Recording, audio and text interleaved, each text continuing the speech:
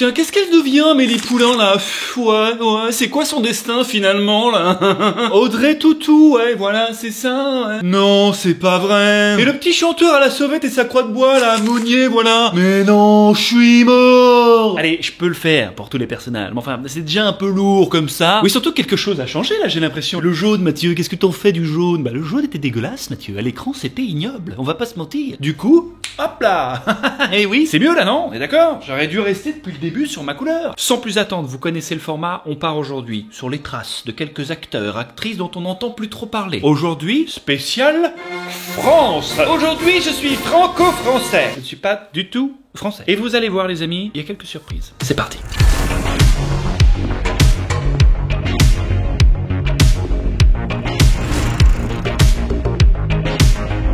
Remontons 44 ans en arrière. Oui, ça fait loin, hein. Et je ne parle pas de Michel Drucker, c'est bien Vanessa Paradis. 44 ans, c'est tout ce que tu sais faire. Je peux savoir comment vous êtes rentré chez moi? Et puis pourquoi on parle pas d'abord de toi, Matt? Hein? Qu'est-ce que tu deviens? Tout va bien? Bah j'ai publié une vidéo la semaine dernière, d'ailleurs plutôt intensive, je vous invite à aller la voir, évidemment.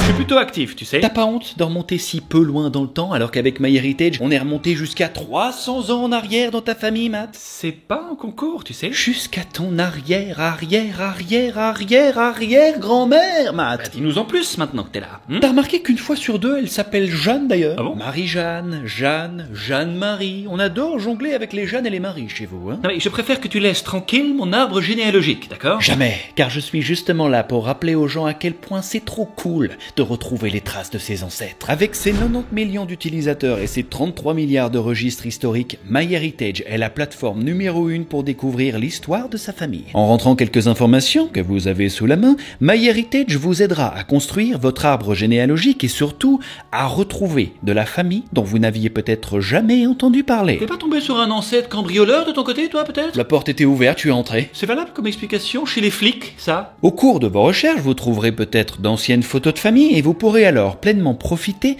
des outils qu'offre la plateforme, comme coloriser ou animer vos photos en 2 clics. Tu m'avais caché cette photo de tes arrière-grands-parents, Matt. Regarde là, un petit coup de pinceau, hop là. Tu vas lâcher ma famille, oui. Utilisez le lien en description pour essayer gratuitement MyHeritage pendant 14 jours. Et ça, c'est quoi au juste? Je te dirai pas. Ok, eh ben merci beaucoup. On se dit au revoir. Que de mystère, ouh. On reprend. Skyrock et Bouscapé n'existent pas encore quand VP pète avec sa mixtape Pretty Emily. Je m'appelle Emily Jolie. J'ai peut-être un peu trop vendu là, non? Trop street, peut-être. Vanessa apparaît pour la première fois à la télévision à 7 ans, en interprétant un conte pour enfants dans l'émission L'école des fans. T'es venue en famille ou t'es venue toute seule? Jacques Martin, y a pas intérêt à ce qu'on découvre un jour des dossiers bizarres sur toi, c'est clair? Non mais pardon, mais depuis le documentaire de Jimmy Savile, je suis à cran dès qu'il y a des enfants, ça me dérange. Pour Vanessa, le succès ne se fera pas attendre bien longtemps, hein, puisque 6 ans plus tard, elle pète avec son EP Joe the Taximan. Joe le taxi, c'est sa vie. Elle va rester tout en haut du top 50 français durant 11 semaines. Le single connaît un succès jusqu'aux États-Unis et est même traduit dans d'autres langues. Joe le taxi, est ainsi. Joe le Taxi est un énorme succès. Il se vend à près de 3,2 millions exemplaires à travers le monde et fait instantanément d'elle une star. Un an plus tard, en 88, elle sort son premier album. Moins de succès à l'international, mais plus de 360 000 exemplaires vendus tout de même. 1990 sera son année. Mademoiselle Tessier. Mathilde, monsieur, s'il vous plaît. J'aime pas qu'on m'appelle par mon nom de famille. La même année, elle est élue meilleur espoir féminin lors de la cérémonie des Césars pour son premier rôle au cinéma avec Noces blanches et remporte en parallèle le prix de l'artiste interprète féminine aux Victoires de la musique. Oh, j'ai déjà pleuré aux Victoires, j'ai pas pleuré au César encore. À partir de là, tout va s'enchaîner très vite pour Vanessa Paradis. Elle sort la même année un deuxième album, entouré de grands noms comme Renaud, Alain Souchon ou Serge Gainsbourg. À tout juste 18 ans, elle devient égérie pour Chanel. Oui, il avait pété un plomb à l'époque, hein. Oui. Elle écrit son troisième album avec Lenny Kravitz, qui deviendra son plus gros succès avec près d'1 million d'albums vendus dans le monde, qui deviendra d'ailleurs son nouveau petit copain durant quelques années, juste après être sorti pendant 1 an avec Florent Pagny quand elle en avait 15. Attends quoi? Et lui, 26. Faut dire qu'à l'époque, malgré son âge, elle a rapidement été considérée comme un sex symbole en France, hein. Ah bah oui, tu rigoles moins maintenant. Doc Gynéco lui avait pas rendu hommage en chanson d'ailleurs? Je suis pas sûr qu'on peut parler d'hommage dans son cas, mais... Vanessa, je pense à toi. Durant sa carrière musicale, elle continuera de collaborer avec divers artistes, comme Johnny Hallyday, Nekfeu plus récemment. On va encore parler de Nekfeu, je sais pas, qu'est-ce qu'il en est? Je sais qu'on serait même pas heureux ensemble. Nous sommes de ceux que la rancune sépare. Concernant sa carrière au ciné, par contre, elle refuse le rôle du fabuleux destin d'Amélie Poulain. 23 millions d'entrées. Sac à bosse. Il faudra attendre 2010 pour qu'elle connaisse un joli succès avec L'Arnaqueur, où elle donne la réplique à Romain Duris et François Damiens. Mon patron, sinon moi, devoir partir Pologne, fini travail, vos petits enfants comme ça, 3. Elle a ensuite failli jouer avec son nouveau copain de l'époque, Johnny Depp, dans le film le plus maudit du cinéma, L'homme qui tua Don Quichotte, dont j'ai d'ailleurs raconté l'histoire improbable dans cette vidéo que je vous conseille d'aller grignoter juste après, évidemment. Vous allez voir, vous ne le regretterez pas. En 2011, elle prête sa voix dans un film d'animation, Un monstre à Paris. Elle m'ensorcelle, la scène, la scène, la scène.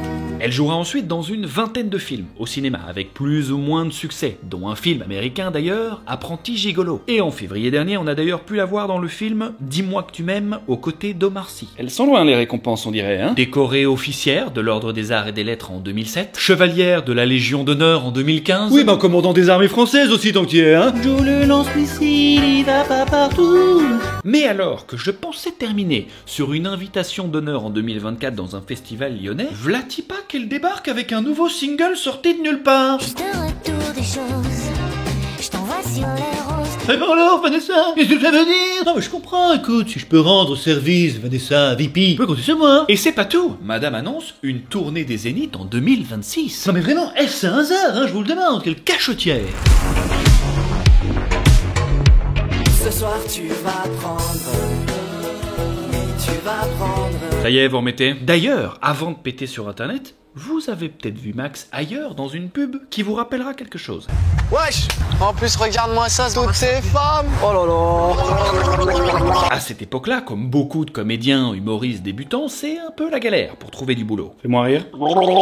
Et pour gagner sa vie, il va partir à la recherche de quelques petits tafs à gauche à droite, mais pas classiques. Non. Pas genre caissier au McDo, vendeur dans une super... Un peu plus niche le Max, oui. J'ai vendu des vestes militaires dans la rue et le gars m'a livré genre, je sais pas, 2500 vestes militaires tellement Opéra, essayer de les vendre aux gens. Et finalement, c'est donc en poussant la chansonnette qu'il se fait remarquer sur internet.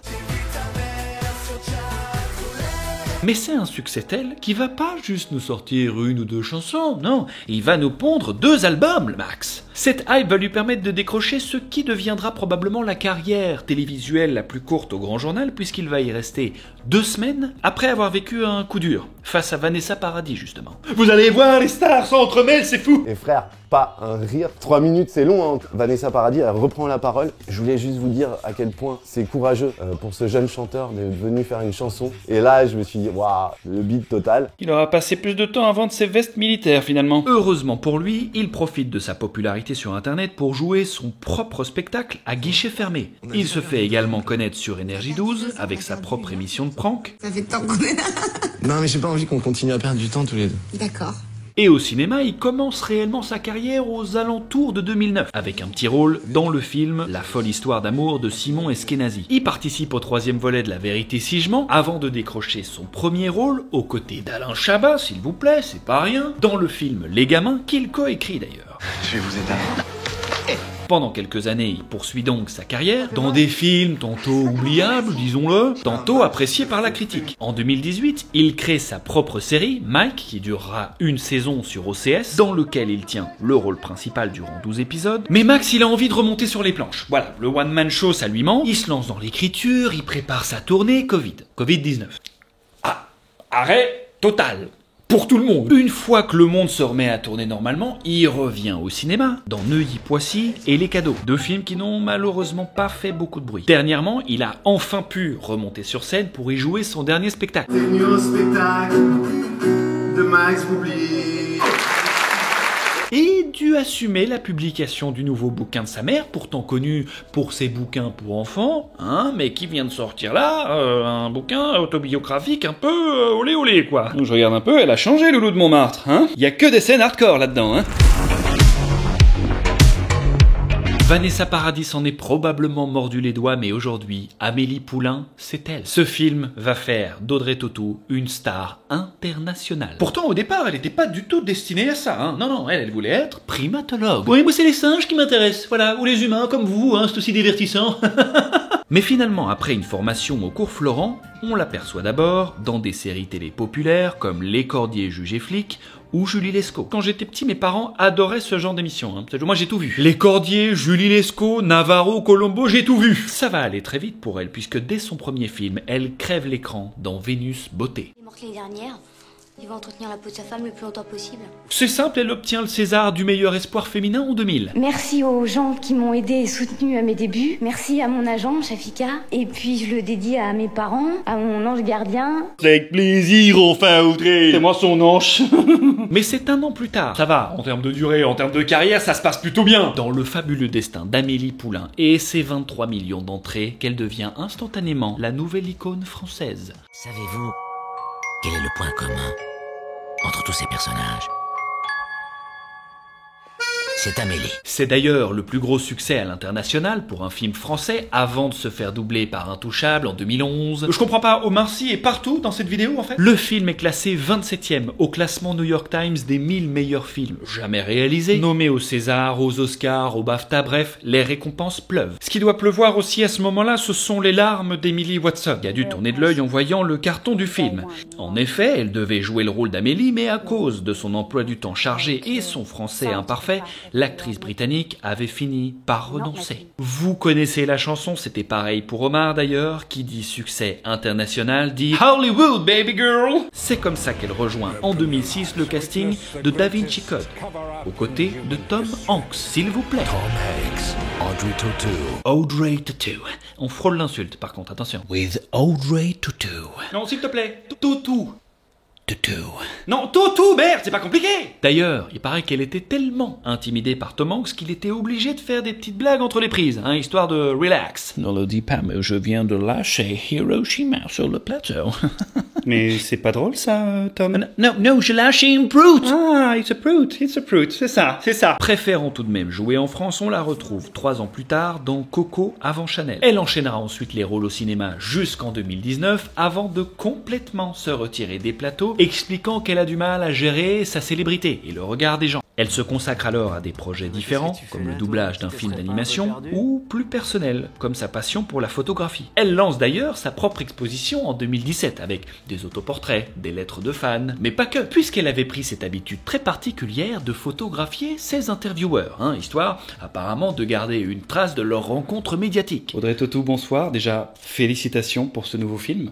Tournez-vous un peu là, voilà. Comme ça va? Donc je disais, foutez-vous à poil en fait. Comment s'est passé votre casting sur ce film? Aujourd'hui, en 2025, elle vient d'ailleurs de réouvrir une exposition photo à Paris, au Quai de la Photo, où vous pourrez découvrir ses clichés jusqu'au 10 septembre. Encore une fois, c'est pour moi. Bon, si tu veux m'offrir une masterclass d'actrice, Audrey, moi je suis preneur, Contacte-moi, n'hésite pas, je suis ouvert, évidemment. Bien sûr, je me montrerai les plus disponibles, évidemment. Ça va de soi. Audrey, enfin. Non, enfin, faites ça entre nous, dis, tu rigoles ou quoi? Bon. Côté ciné, elle ne ferme pas la porte aujourd'hui, un retour en tant qu'actrice, voire même un retour en tant que réalisatrice, parce qu'il paraît qu'il y aurait quelques plans du côté, voilà, de la réalisation d'un film d'animation sur lequel elle n'a donné aucune date de sortie, voilà, elle prend son temps, elle a bien raison. Juste, je peux me rhabiller, moi, ou... Non mais tu crois que t'es où, toi, en fait,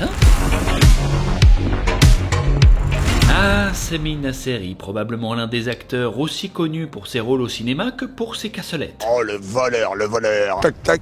Badaboum. Mais revenons quelques années en arrière, avant les toc-toc, badaboum et tout le bazar. Sami nourrit pour la première fois cette ambition d'acteur lorsqu'il purge sa peine de prison après avoir volé une voiture. Mais vas-y, incrimine-le, marche-lui dessus tant que t'y es. Bah ce sont des faits, l'ami, je vais pas inventer pour te faire plaisir. Si. À sa sortie de prison, il passe de Saïd à Sami. Ça change rien, si? Non mais c'est subtil, mais je pense qu'il a dû trouver ça plus rond. Ok. Après quelques années de galère à faire de la figuration, il décroche un premier petit rôle dans le nouveau film de Luc Besson, Léon. Alors c'est pas comme s'il y profitait d'une exposition folle puisqu'il joue un mec du SWAT cagoulé. Et je vous cache pas que j'ai passé la scène en revue, j'ai eu du mal à le reconnaître. Mais ce petit rôle va bouleverser le cours de sa carrière puisque des années plus tard, Luc Besson vient d'écrire son prochain film. Et il a pensé à lui pour le rôle principal. Tu portes un masque de clown par contre, Eh, va te faire foutre, Luc, ok? Je blaguais doucement avec ça par contre. Ah mais non, mais moi gentil, moi bisous, tranquille. Alors les bavaroises, ça marche? Toujours en tracteur? Tu vas payer pour ton insolence. Le film connaît un immense succès. Il partage l'affiche avec Frédéric Diefenthal et Marion Cotillard, on oublie ça parfois, mais bien sûr. Il finit d'ailleurs nominé au César pour ce rôle. Il va camper le rôle de Daniel jusqu'au Taxi 4. Quant à Taxi 5, qui sera réalisé des années plus tard par Franck Gastambide, bon, c'était un peu plus compliqué, je dirais, oui. J'ai fait le 1, j'ai fait le 2, j'ai fait le 3, j'ai fait le 4. Je crois qu'on doit être à 50 millions de spectateurs. Je pense que je mérite un peu plus de respect. Toujours est-il qu'aux grandes heures de la saga Taxi, sa carrière est au top. En 2003, il double une tortue.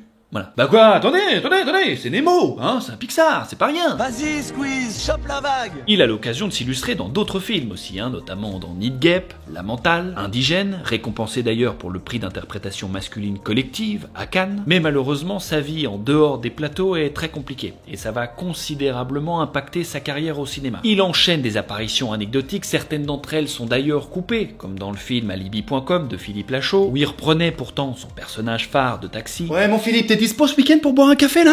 Non, pour discuter du film, tranquille. Tranquillement. Ses problèmes d'addiction et ses ennuis avec la justice vont l'emmener crescendo dans une descente aux enfers. Injures, agressions, violences, oui, c'est pas la meilleure période de sa vie à ce moment-là. Globalement d'ailleurs, quand on parle de lui, c'est rarement positif. Oh là, qu'est-ce qu'elle est pas belle, Marine Le Pen. Oh là, j'ai l'os ici de la mâchoire qui est cassé. J'ai 3 points de suture ici. En 2016, Samy affirme en avoir terminé avec ses addictions, avoir fait le tri dans ses mauvaises influences, et il désire se montrer sous un meilleur jour, en demandant ouvertement une nouvelle chance à ceux qu'il regarde. J'ai fait des conneries, on en fait tous.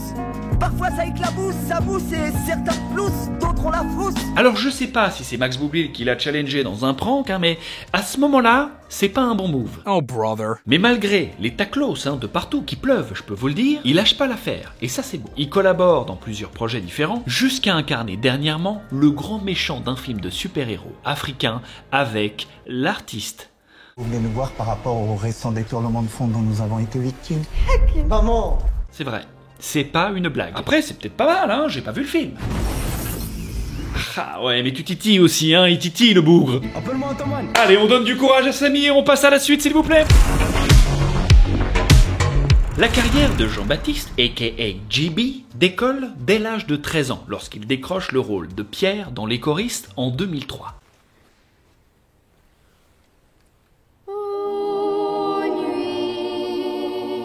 8,5 millions d'entrées en France, 8 nominations au César, 2 aux Oscars, 800 000 albums vendus en France, c'est un carton, d'accord? Foi sur ton chemin. Il est partout, lui, à ce moment-là, hein, avec sa voix d'ange, c'est l'enfant idéal que toute mère, coincée du cul, rêverait d'avoir parmi les siens. Non mais il faut dire les choses. Non mais ça rassure les mamans, c'est tout ce que je dis, hein.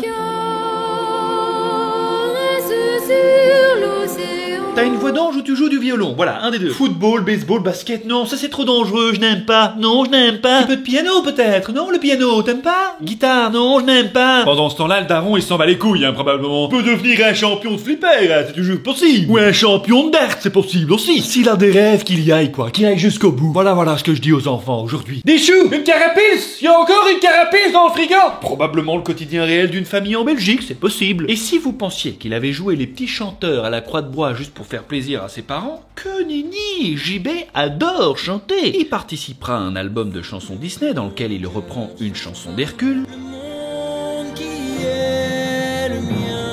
et sortira ensuite un premier EP en 2016, avant son album l'année suivante.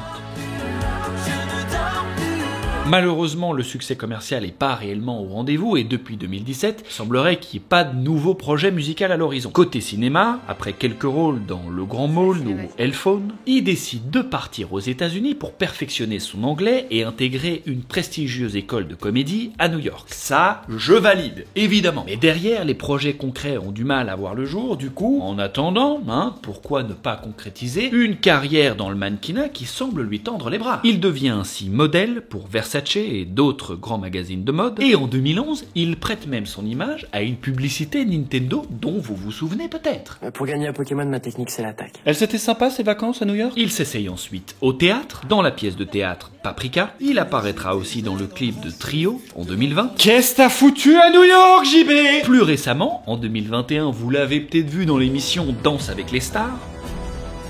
Depuis 2023, il incarne Benoît dans la série quotidienne Demain nous appartient. Cette année, en bon jeune papa, il a prêté sa voix à une série audio sur Audible qui compile 10 histoires pour aider les enfants à grandir. C'est super de pouvoir participer à ça, les aider comme on peut. Et voilà les amis, cet épisode est déjà terminé. J'espère que ça vous a plu, j'espère que vous avez appris des trucs. Merci à MyHeritage d'avoir sponsorisé cette vidéo. Vous retrouverez en description mon lien pour pouvoir l'essayer gratuitement pendant 14 jours. Évidemment, n'hésitez pas à puncher ce pouce bleu si ça vous a plu. Dites-moi d'ailleurs en commentaire s'il y a d'autres sujets, de que sont-ils devenus, si vous voulez avoir des nouvelles de quelque chose, de quelqu'un, de quoi que ce soit. Un thème qui pourrait vous intéresser peut-être. Moi je trouve ça marrant comme concept, j'aime bien, ouais. D'ici là les amis, on se retrouve pour une nouvelle vidéo très bientôt qui devrait, à mon avis, beaucoup vous plaire. À très vite. Ciao.